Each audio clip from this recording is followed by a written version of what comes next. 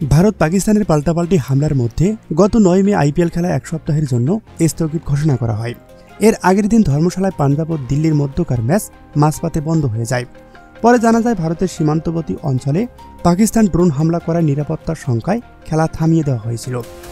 ওই সময় ধর্মশালা ও পার্শ্ববর্তী বিমানবন্দরে বিমান ওঠানামা বন্ধ হওয়ায় দিল্লি ও পাঞ্জাবের দলকে বাস ও ট্রেনে করে সেখান থেকে সরিয়ে আনা হয়।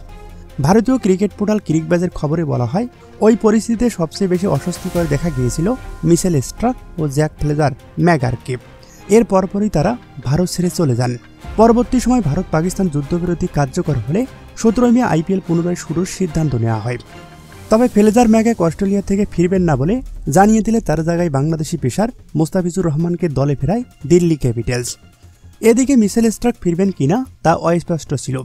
ক্রিকবাজ বলছে বৃহস্পতিবার রাতে মিচেল স্টার্ক দিল্লিকে না করিয়ে দিয়েছেন। অর্থাৎ মিচেল স্টার্কের না ফেরাটা দিল্লির জন্য বড় ধাক্কা। কারণ ১১,৭৫,০০,০০০ রুপিতে কেনা এই পেসার এবারের আসরে বল হাতে দলের মূল অস্ত্র। স্থগিত হওয়ার আগ পর্যন্ত দিল্লির হয়ে খেলা ১১ ম্যাচের সবকটিতেই খেলে ১৪ উইকেট শিকার করেছেন মিচেল স্টার্ক।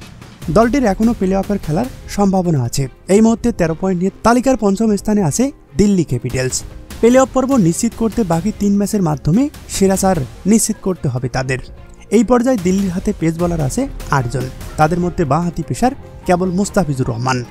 তাই দলে এখন মিচেল স্টার্ক না থাকায় মুস্তাফিজই দিল্লির একমাত্র ভরসা।